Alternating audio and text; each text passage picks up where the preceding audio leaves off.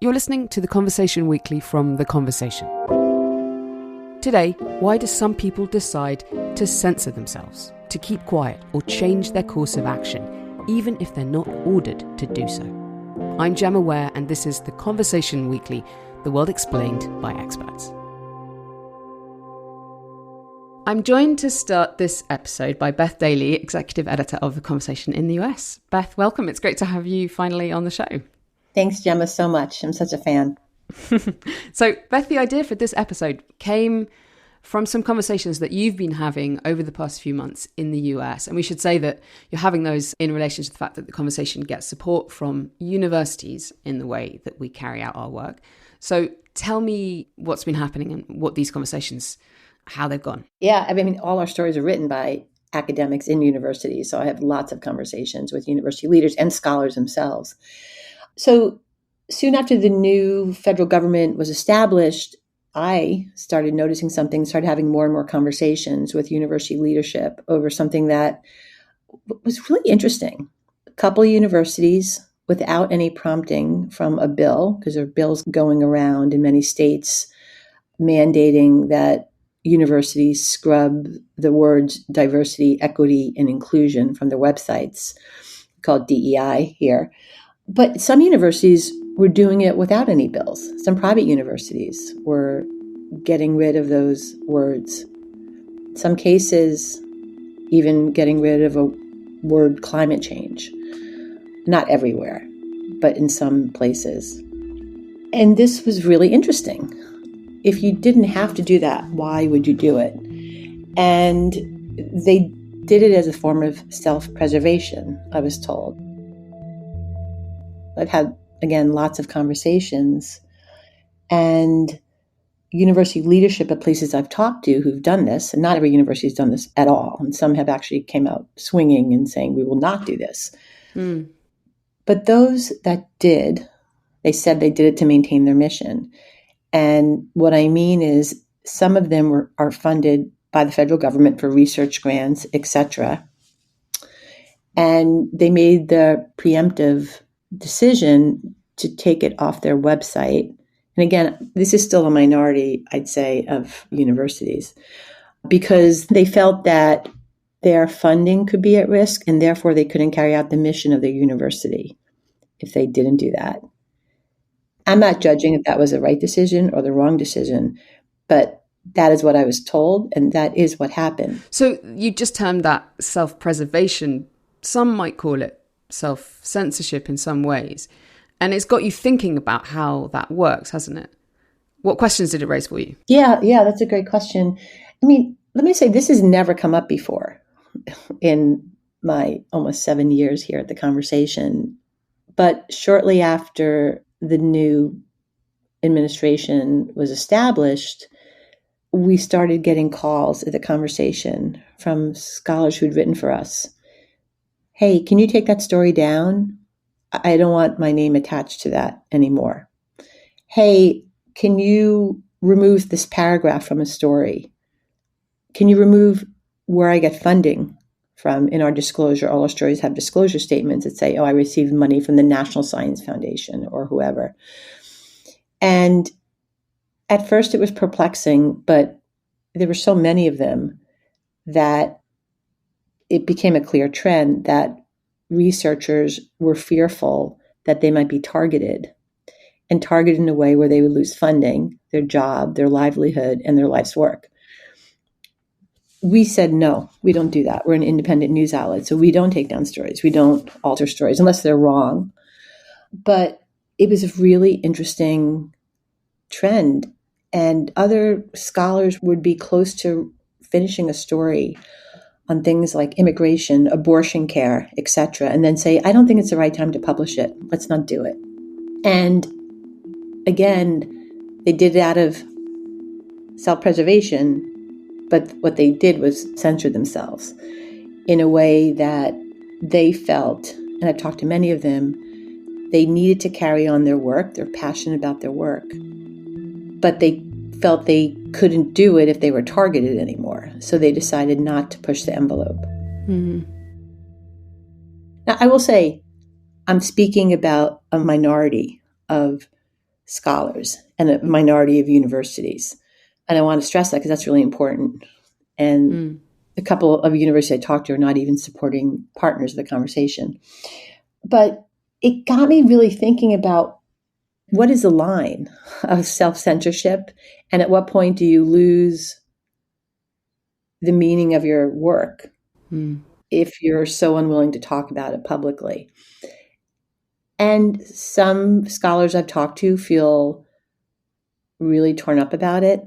Others are very practical and say, look, I'm going to continue my work. It's super important. I'm just not going to publicize it until there's a time when I can do it safely without fear. I don't know what the right answer is. I don't know where you go or how far you go. Do you change the word climate change? Do you just lose the words diversity, equity, inclusion and use the word pluralism instead, which people are doing? But do you actually lose something in that process? I don't know. Well, thank you, Beth, because these questions that you're asking and this experience that you folks have been having has set us on this journey to find out more about what self-censorship is and how it works in different situations. So we appreciate you for setting us on this path. Thank you. Thanks so much for having me.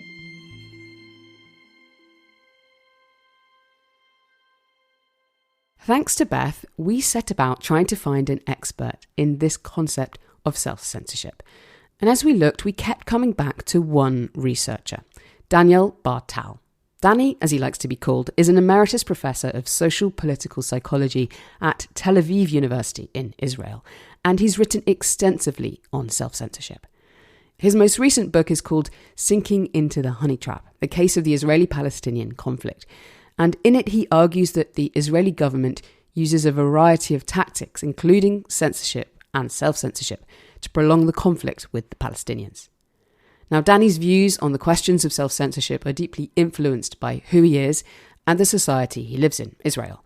But his research into the challenge self-censorship poses for democracies offers lessons for everybody around the world.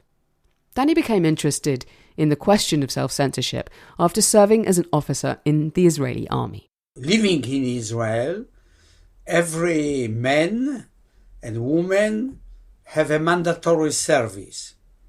So I, of course, also was enlisted in 1964 and served 3 years in the army. I had, unfortunately, a luck to participate in 3 wars. I was involved in 1967, what is called Six-Day War. Then in 1973, the war outbroke in October 6, and I decided to return from United States and return in the second plane that moved from New York. It was in the same plane that Benjamin Netanyahu was also. So we were about 150 soldiers, and I served in the Lebanese War in 1982. Danny's experiences and observations during his military service ended up driving what would become the focus of his academic research. I was observing all kind of phenomena that are going on within a country, society, that is engaged in intractable conflict. And I started to study. And I felt that self-censorship is really very essential in a country that is engaged in intractable conflict. So what is self-censorship? Everybody knows what is expected from him. So obviously, there are all kinds of directives which develop censorship.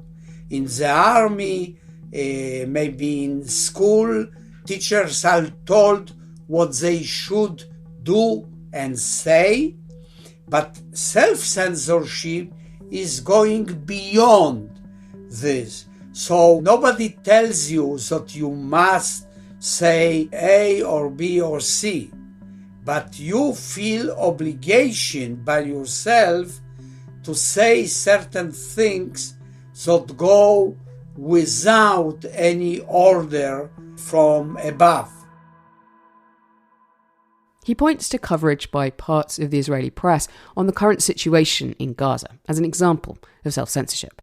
Different journalists take position of writing in self-censorship to satisfy the public, for example, who expects from them to write about certain things and not to write about other things. Like, for example, the journalists in Israel overall do not report what is going on in Gaza, in Palestinian society.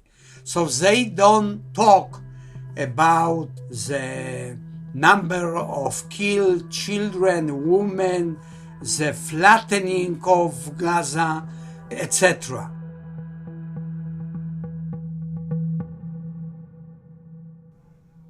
I think most people, if asked, would be able to perhaps find a time in their own personal lives where they censored themselves in personal relationships they had with somebody in a workplace, in an organization they were involved in. They didn't say what they actually thought, or they stopped themselves doing something. So in some way, is this quite a normal human process? Absolutely. I know, and you know, that in every family there are skeletons in the cabinet, right? Nobody talks about it.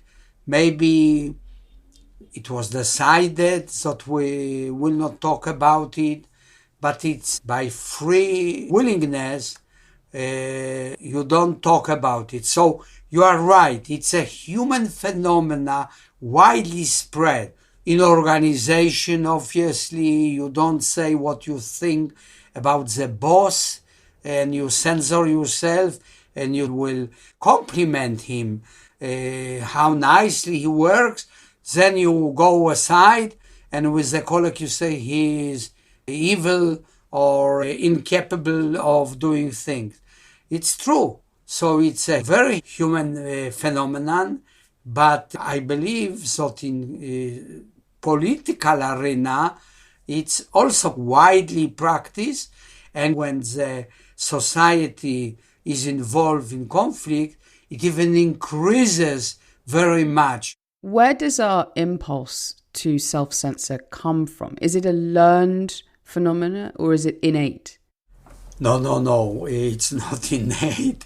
It's a result of obedience, result of socialization. You live in a country that is engaged over 100 years in a conflict, so you know what is expected. For example, you don't report violation of human rights because you know that the government does not like it, does not confirm it.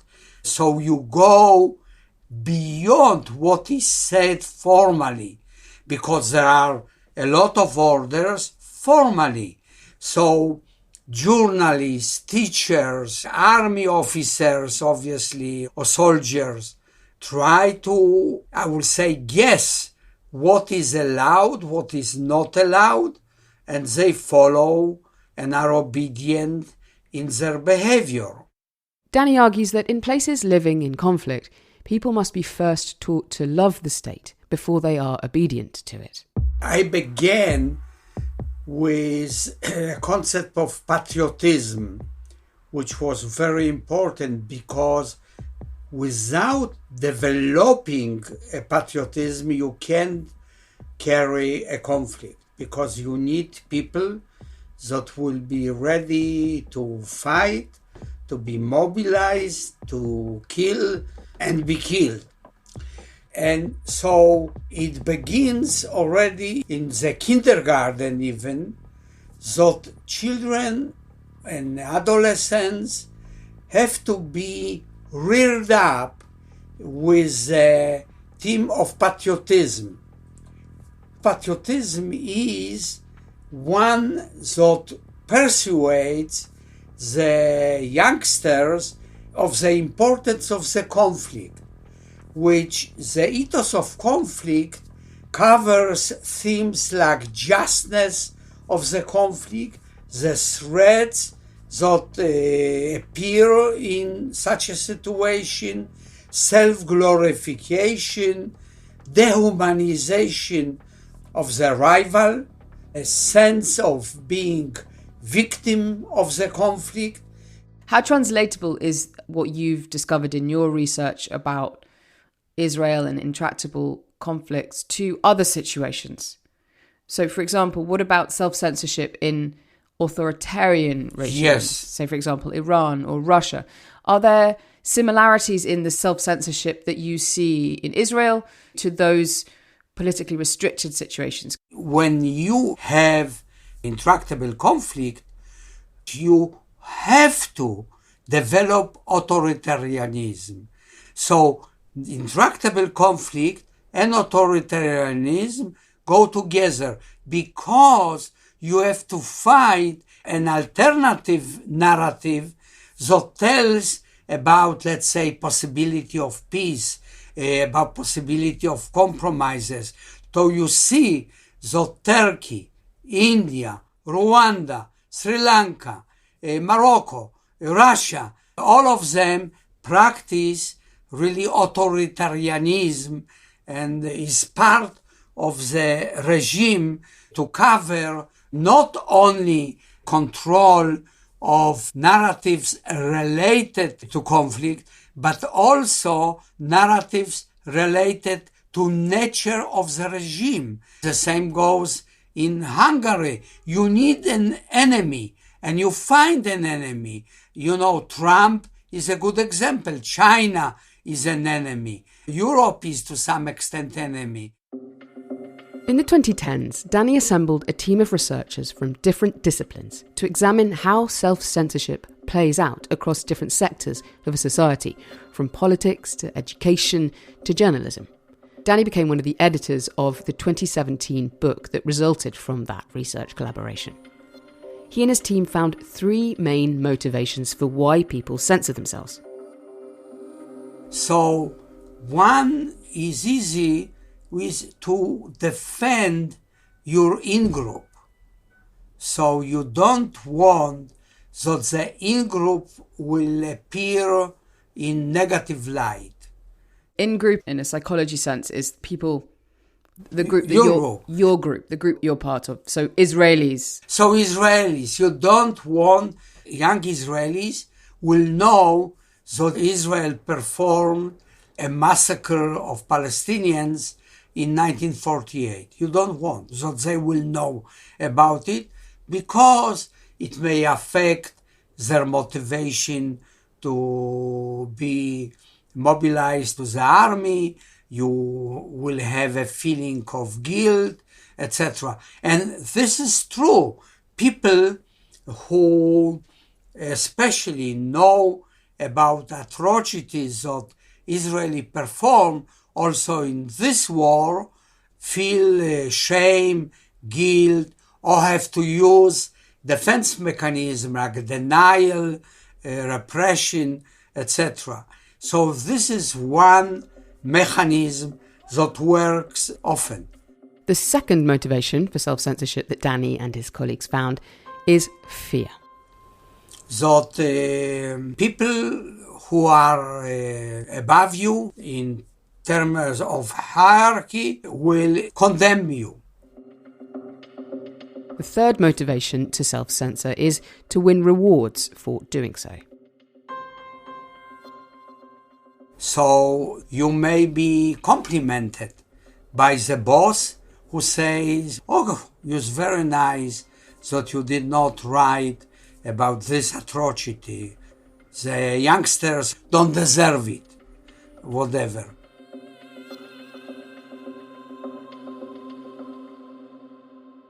What makes one person see a situation and they want to push against it, and another person self-censor and obey even if they haven't been ordered? What is it about people that make them different in those ways? Good. It's a good question.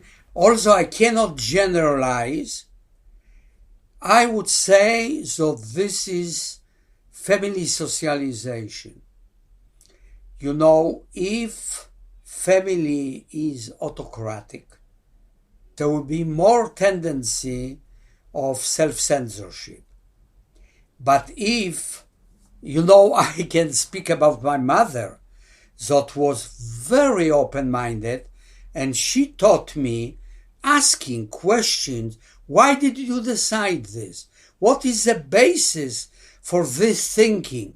And I had to respond. But I know people that came from autocratic family very much, and they somewhat realized that they are reared up in a very autocratic way, and they, through a process, change their view of the world, cultural view, societal view, and became open-minded. Few people are going in such a direction, but we need to mention that socialization, it's not a determinative road for the person that will go from childhood up to 80 years old. There are changes also. So even if you've been brought up in a family or a cultural situation where obedience is utmost, it doesn't mean that you will always follow that path. We must acknowledge this. So has Danny, a scholar of self-censorship, managed to resist the impulse to self-censor? In my writing for the 40 years that I study conflicts and write books and articles and essays and interview, I don't practice self-censorship, 100%. As a result, I was reprimanded. Danny has been singled out by an organisation called Israeli Academia Monitor for public comments he's made against Israel's treatment of Palestinians in Gaza after the October 7th Hamas-led attacks on Israel. They try to do me shaming for the things that I said traveling in Poland and Italy and giving speeches about the situation. In a recent blog, the Israeli Academia Monitor labelled Danny as a long-time political activist masquerading as an academic and accused him of spreading disinformation about Israel. Societies that are involved in intractable conflict have certain monitors, and academia has monitors. It's even formal organization that follows and listens what professors say in their lectures. And they think that certain things that they say are unacceptable. Criticizing Israel, criticizing the policies, describing what is going on in Gaza, and they don't like it.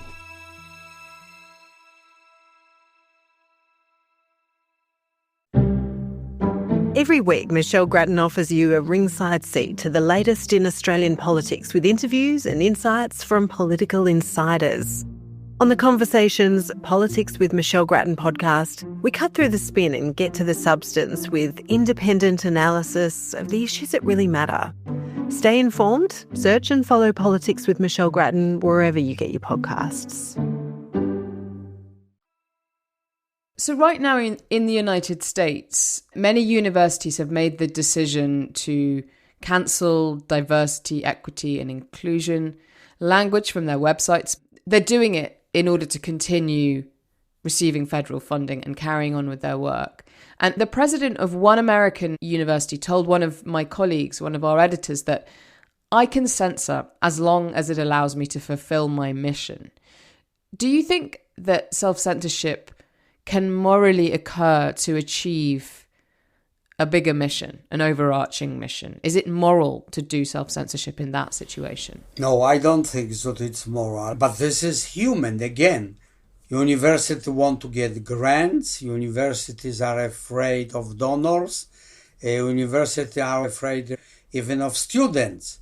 So when president has a executive order which pertain to the federal institution, only federal institutions, and people go beyond this, like universities and some lawyer offices and institution, it's wrong. It's, reminds of the Nazi system, which went in the same way.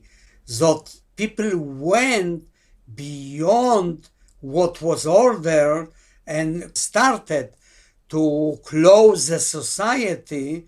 And the end, we know it was a fully totalitarian society. So Trump is going in the same direction.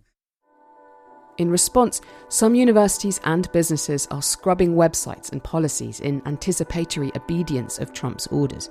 Others are trying to quietly carry on and avoid confrontation, and still others are actively standing up to Trump and refusing to comply with direct orders. President Donald Trump's newest executive order against Harvard suspends new Harvard students from entering the United States as non-immigrants. This comes after an extensive back and forth between Harvard University and the Trump administration. So we see individual differences overall in self-censorship, starting from people who don't obey to the other side, where people are extremely obedient and conformist in their nature, where they go immediately and accept indirect instruction to self-censor. Are there any other final lessons that you want to tell the world from your situation about how damaging self-censorship can be?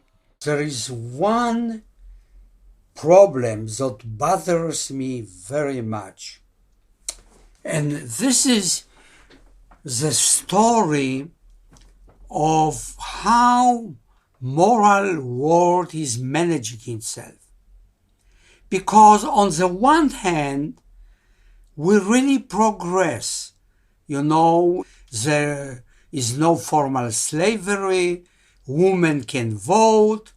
But on the other hand, I detect that the politics of the countries are determined by real politics, not by moral consideration, international law, but by interest, economic interest, political interest, military interest, and the moral consideration, openness, are left out. And it's really, on the one hand, you have many conventions, like Declaration of Human Rights of 48, but people don't act according to these conventions. So you have guidance. The civilization put a lot of conventions that are written about women, children, but we know that they don't carry policies to implement them, because many of these conventions are voluntary. So we have a situation where there are still 40 million slaves. But informally, it's absurd that certain countries don't keep the convention that forbids slavery. And look, even that is going on now in Gaza Strip. If all the countries will say, stop Israel, you cannot do it, you cannot starve Palestinians, you need to bring humanitarian help. But you don't hear it. You don't hear it. And therefore Israel performs atrocities, terrible atrocities, and crimes against humanity, almost genocide. And this is what is going on today.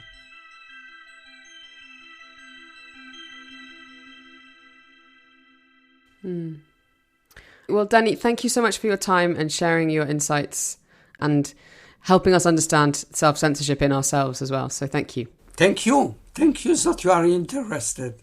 Thank you. This episode was recorded in late April, before the conflict between Israel and Iran escalated, and Tel Aviv, where Danny lives, was struck. We've been in touch with him this week, and he and his family are safe. This episode was written and produced by Katie Flood, with production assistance from Mend Marawani. Sound design is by Eloise Stevens, and our theme music is by Nita Sahl. I'm Gemma Ware, the executive producer. If you'd like to get in touch with the show, you can email us at podcast@theconversation.com. We'd love to hear from you.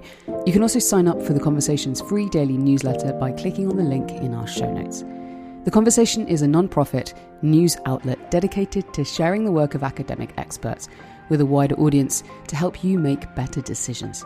If you'd like what we do and would like to support us, please go to donate.theconversation.com. That's donate.theconversation.com.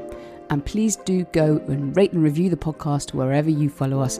It really helps us reach more listeners. Thanks very much for listening.